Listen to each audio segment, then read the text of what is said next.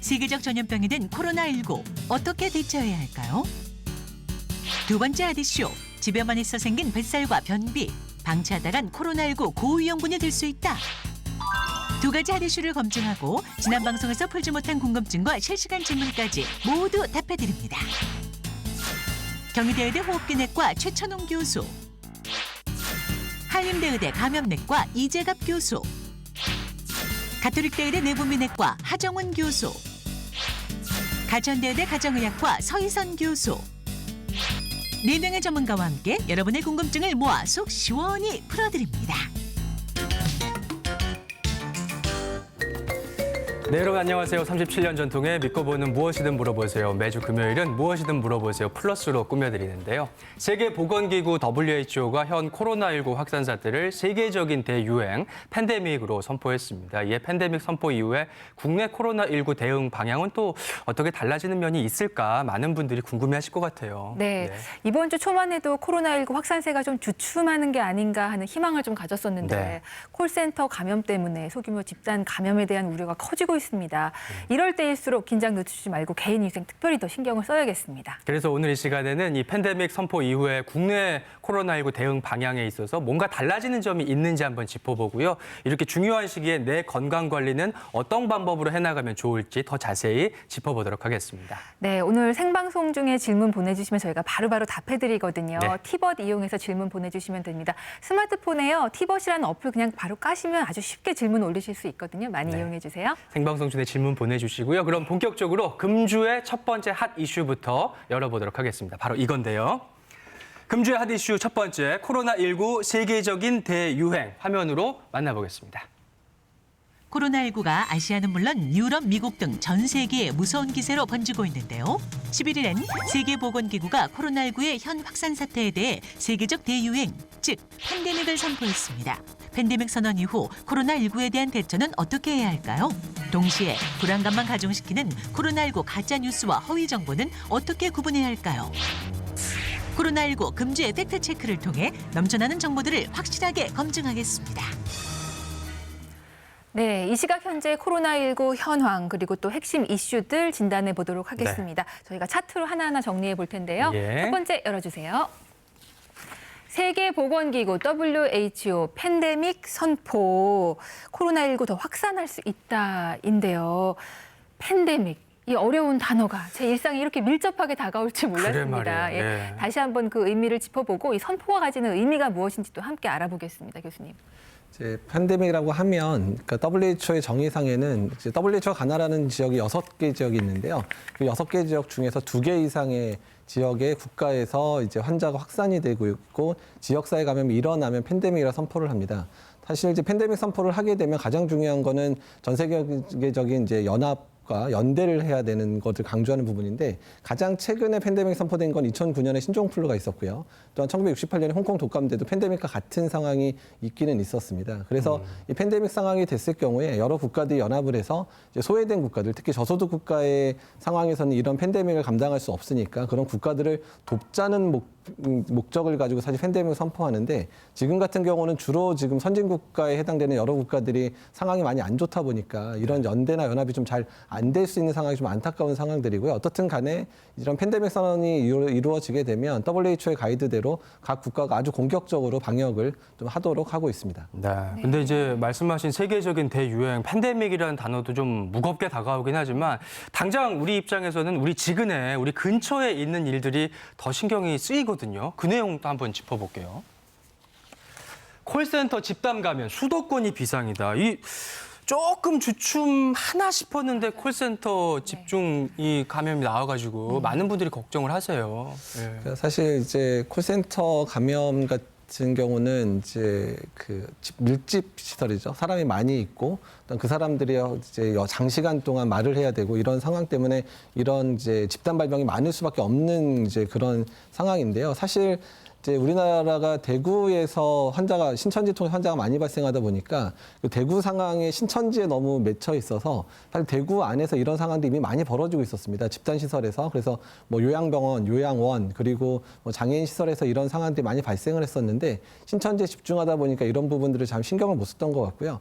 그러니까 이제 서울 지역에서 콜센터에서 이렇게 발생을 하면서 이제 이런 사람이 많이 모이는 장소 또한 이제 마스크나 이런 걸 착용하기 힘든 그런 공간에서 여러 환자들이 발생할 수 있고 또 그런 사람들이 지역 사회 내에서 많이 흩어져서 생활을 하셨기 때문에 이런 가족들이라든지 같이 식사했던 분들한테 전파시킬 수 있고 일부는 대중교통 통해서도 전파되지 않을까 이제 우려가 되는 상황들인데요. 네. 그래서 앞으로 1, 2주 정도 환자 발생들을 잘 봐야 되는 상황이 된 것 같습니다. 네, 진짜 앞으로 1, 2주가 중요할 것 같습니다. 그래요. 네. 네, 세 번째 볼게요.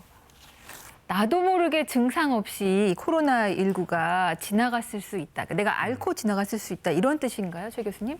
네, 요즘에 이제 온라인상에서 조금 퍼지는 얘기인데요. 조금 오해가 있을 수 있어서 말씀을 드리겠습니다. 이 코로나19가 증상이 워낙 다양하고 또 걸린 사람의 이제 면역 상태라든지 연령, 기저 질환의 유무에 따라서 다르게 나타날 수가 있어서요. 젊고 건강한 사람이 걸렸을 때는 그냥 약한 감기 증상이거나 아니면 증상이 미비해서 모르고 지나갈 수도 있긴 합니다. 실제로 이제 확진자들 중에 많은 수가 가벼운 감기 증상이나 밀열 증상만 겪고 폐렴처럼 심각하게 가지 않고 완치되는 경우가 많이 보이는데요. 근데 문제는 이제 65세 이상의 고령자거나 기저질환이 있다거나 아니면 이 면역이 떨어져 있는 사람들은 폐렴까지 발전을 하고 갑자기 나빠져서 사망에 이를 수 있는 질환이기 때문에 예. 뭐 코로나 걸려도 별거 아니래더라, 증상이 없대더라, 괜찮대더라 이렇게 화가 나시는 거는 조금 문제가 있을 거라고 생각이 듭니다. 네. 근데 이제 진짜 문제가 되는 거는 나는 뭐 경미하게 잘 모르고 지나가는 사이에 혹시라도 내 가족을, 내 주변을 전염시키는 거 아닐까 이런 걱정이 되기도 하는데 증상을 모르는 사이에도 전염력이 좀 높은가요? 어떤가요, 교수님? 그래서 이제 그 아까 얘기했던 거랑 비슷한 맥락인데요. 결국에는 이게 무증상 감염이라는 말인데 이게 정말로 증상이 전혀 없는데 감염을 일으킨다는 것보다는 아까 말씀드린 대로 건강하고 젊은 사람들 같은 경우에 미비하게 지나가기 때문에 내가 코로나구나라고 못 느끼는 사이에서 코로나에 걸리고 그런 상태에서 이제 감염을 시킬 수는 있을 것 같습니다. 그렇기 때문에 증상이 없고 괜찮다고 그냥 무시하시는 게 아니라 앞에서 얘기했지만 요즘에는 소규모 집단 감염이 많이 발생을 하고 있기 때문에 더 철저히 증상이 없어도 개인 위생에 신경을 쓰셔야겠습니다. 네. 자, 그다음 열어보도록 하겠습니다. 네 번째. 네, 임신한 경우, 그러니까 임신부가 코로나19에 감염되면 태아에게도 감염이 되는지 이게 걱정이 정말 많아요, 이재갑 교수님. 일단은 이제 임산부가 걸렸을 때 이제 보통 수직 감염이라 그러죠. 그러니까 태반을 통해서 아이가 감염되는지에 대한 사실들은 아직까지 이제 확인된 사례는 없습니다. 그리고 여러 동물 연구에서도 명확하게 그런 근거가 보여진 적은 없는데요. 그리고 또 중국에서도 여러 이제 산모들이 있었는데 그 당시에서도 출산하고 나서 아이들이 이제 감염됐었던 적은 없고 우리나라도 이제 메르스 때 임산부 한 명 있었는데 일단은 이제 바로 이제 임산 확진되고 나서 이제 낫고 나서 그다음에 완치되고 나서 아이를 출산했는데 아이 건강하게 이제 출산했던 경험들이 있어서 일단은 이제 수직 감염 가능성 상당히 낮겠다. 다만 자료가 많지 않기 때문에 이에 대한 연구는 좀 더 필요하다. 이렇게 생각하시면 될 것 같습니다. 네. 네. 정말 뭐 내 아이에게 혹시라도 해가 될까 하는 어머님 마음을 진짜 어디다가 비교할 수 있겠어요. 그런 의미에서 아이를 출산을 하시는 우리 산모분들도 모유 수유하시는 경우에 이거를 해도 되나 이런 걱정도 또 하신다 그러네요. 네, 맞습니다. 우리 유 교수님 말씀해 주신 것처럼 코로나19는 그 감기를 유발하는 코로나 바이러스의 변이종이잖아요. 그래서 감기와 마찬가지로 이런 수직 감염, 그 산모를 통한 태아로의 그런 감염 가능성은 거의 떨어지고 따라서 이 모유수를 통한 전파도 거의 가능성이 떨어지고 실제로 보고된 바가 없어서 가능성은 떨어집니다만 지금 이 부분에 대한 아주 100% 확신할 수 있는 부분이 전혀 아직은 안 되기 때문에 만약 엄마가 그 코로나19의 양성 판정을 받았다고 했을 때는 완치가 될 때까지 그 아이에게 모유 수유를 좀 연기하고 좀 중단하는 것이 안전을 위해서 도움이 될 것 같고요. 만일에 아이하고 엄마가 같이 코로나19에 감염이 된 상황이라면 당연히 수유를 해도 무방을 하고 특히 그 진통제 같은 어떤 증상을 완화시키기 위해서 투여하는 약물이 사실 모유를 통해서 다 전달이 아이에게 되기 때문에 이 부분도 주의를 하실 필요가 있을 것 같습니다. 네. 다음 또 열어보도록 하겠습니다. 예. 이건데요. 네, 코로나19 우울증 환자도 고위험군이다.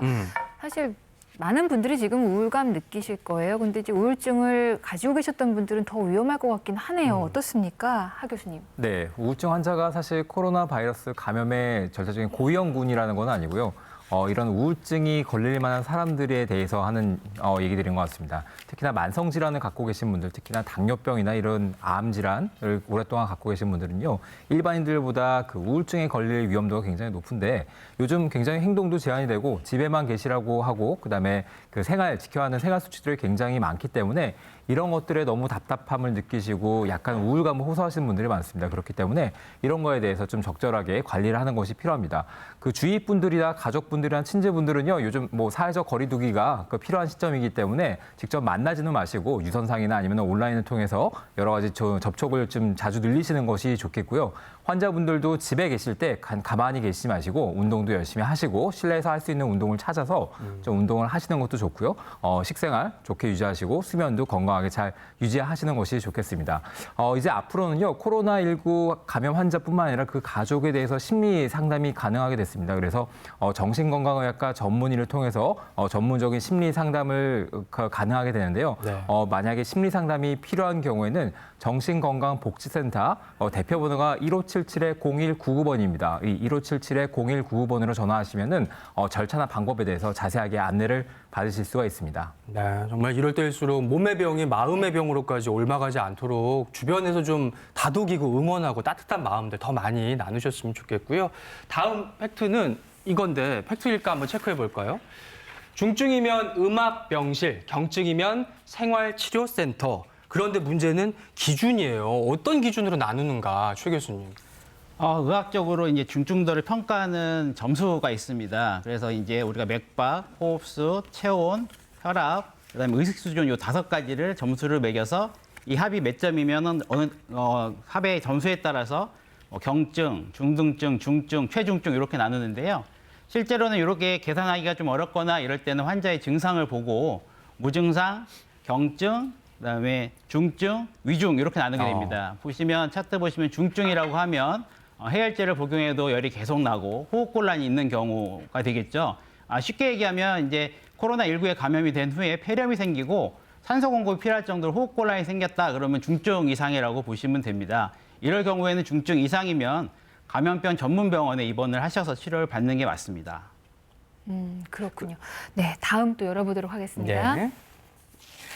코로나19 안전거리는 4.5m, 비말은 30분간 공중에인데요. 저희 계속 뭐 사회적 거리두기 한다고 하고 2m 안전거리 이렇게 말씀드렸는데 4.5m 좀 달라요. 예. 확 멀어진 느낌이 좀 들어요. 이거 이제 중국에서 나온 이제 버스에서 전파 양상을 봤었던 논문인데요. 사실 이 논문은 조금 문제점이 많이 지적되고 있습니다. 사실 그러니까 버스 안에서 이제 사람들이 감염될 수 있는 경로들이 단순히 이제 비말에 의한 호흡기 감염뿐만 아니라 이런 증상이 있는 분들이 기침을 하거나 아니면 손에 있는 바이러스를 여러 환경을 오염시키면 그런 공간에서도 감염이 되기 때문에 현재까지 이제 비말로 인한 감염은 뭐 말씀드린 대로 2m 이내가 맞는 게 맞고요. 다만 너무 장시간 이제 버스를 타게 되면 약간 확산이 돼서 조금 그럴 가능성이 있지만 이 연구 보게 되면 바로 옆에 앉은 분은 또 감염이 안 된 사실이 또 보고가 됐거든요. 그러니까 이런 걸 봐서는 제 생각에는 아마도 다른 한 4.5m 거리 이상에 떨어졌던 분들 같은 경우는 이제 버스에서 내리거나 타는 과정 중에서 오염된 부분을 만져서 감염됐을 가능성이 높아서요. 그러니까 가끔 이제 공기매개로 오인되는 그런 많은 상황들이 공기매개나 아니면 이런 먼 거리에서 감염되는 게 아니라 오염된 물질을 만져서 생기는 경우들이 훨씬 많아서 이 논문은 약간 좀 문제가 있어 보입니다. 네. 이런저런 뭐 걱정들이 참